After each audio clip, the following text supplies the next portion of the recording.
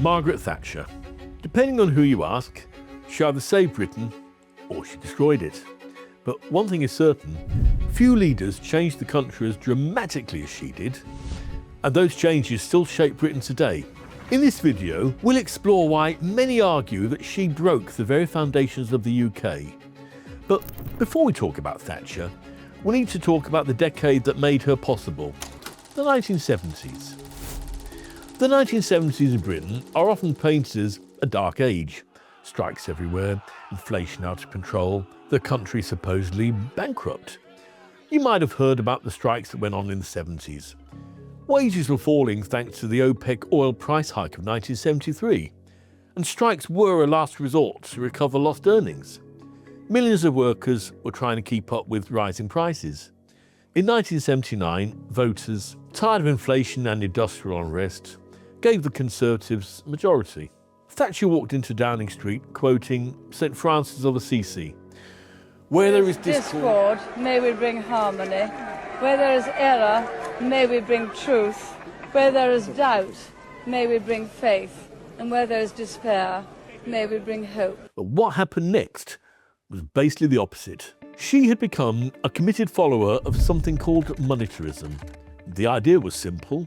Stop trying to keep everyone employed. Focus on crushing inflation instead, no matter the cost. So, the government squeezed the money supply by raising interest rates and cutting government spending. Borrowing became harder. Companies lost access to credit. Investment and demand collapsed. And the impact was brutal. Within 18 months, around 20% of Britain's manufacturing industry had shut down permanently. Factories that existed for generations disappeared. Business after business collapsed. Entire towns in the north, Scotland, Wales and the Midlands were devastated. And these towns have never truly recovered, even to this day. The official unemployment rate hit 11.7%, which was 3.6 million people. This wasn't a recession, it was an economic earthquake. 365 economists wrote to the Times begging the government to stop, and Thatcher refused. "The ladies not for turning," she said. By 1982, Thatcher was wildly unpopular. If nothing changed, her government was likely finished. But then, Argentina invaded the Falkland Islands. Britain launched an extraordinary military campaign, recapturing the territory 8,000 miles from home. Now, the military deserved the credit for this, but Thatcher received the political boost. Overnight, she went from being the least popular Prime Minister since records began to a kind of national saviour. The Conservatives swept the 1983 election with a landslide majority of 144 seats, despite only getting about 40% of the vote. The other 60% voted for parties opposed to her agenda, but the split in the opposition handed her a huge win. One of Thatcher's most famous policies was right to buy. Council tenants could buy their homes at big discounts. For many families, it was life-changing. But here's the catch. Local councils weren't allowed to use the money from those sales to build replacement homes. So social housing collapsed. Waiting lists exploded. And decades later, local authorities now pay massive amounts to rent homes from private landlords, sometimes the very same homes they once owned. Today's housing crisis? It's all rooted here.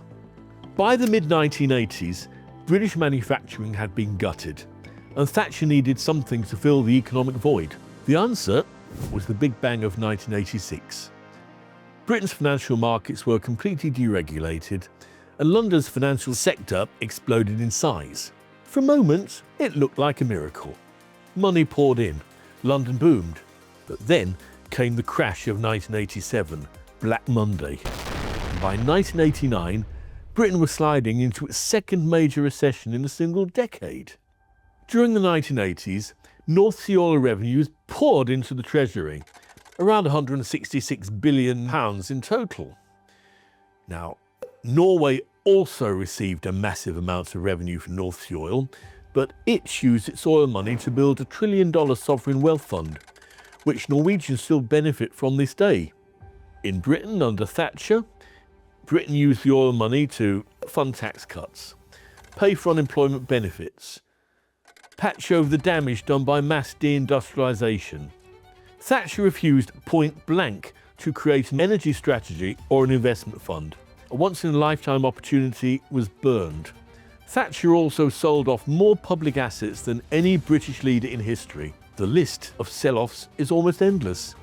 Electricity, gas, water, telecoms, British Airways, British Steel, British Leyland, bus companies, oil companies, shipbuilders, even computing firms.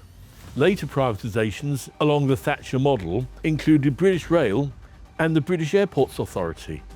The pitch for privatisation was simple. Private companies would be more efficient and prices would fall.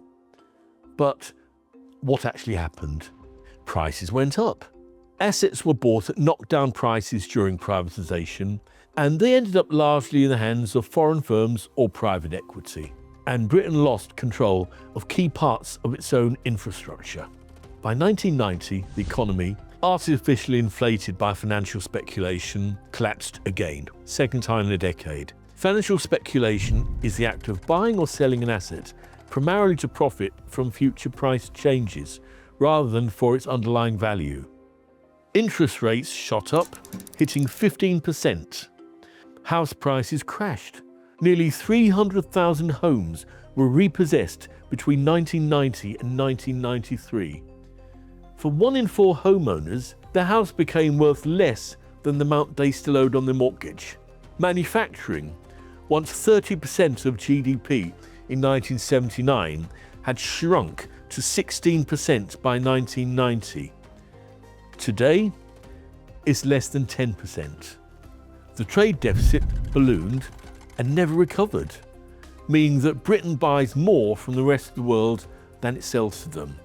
Britain now runs, unbelievably, a $240 billion annual deficit in manufactured goods. This is a direct legacy of the 1980s industry shutdowns. With the economy in ruins and a party in revolt, Thatcher was finally forced out of office at the end of 1990. Between 1945 and 1979, Britain's trade was broadly balanced. Today, it's permanently negative. The country imports vastly more than it exports because it no longer makes enough to supply its own needs. Millions of secure, skilled industrial jobs were replaced with low-wage, gig economy work. Entire regions have never recovered, and both major parties, Conservative and Labour, have continued the underlying policies of deindustrialisation and financialisation. Thatcher didn't just change Britain, she changed the trajectory of the country, and many argue she set it on the path of decline. So, did Margaret Thatcher ruin the UK? Some say she modernised the country, but others argue she hollowed out its economy, sold off its assets, and locked Britain into decades of inequality and instability. What's clear, no Prime Minister in the 20th century reshaped Britain more than Thatcher.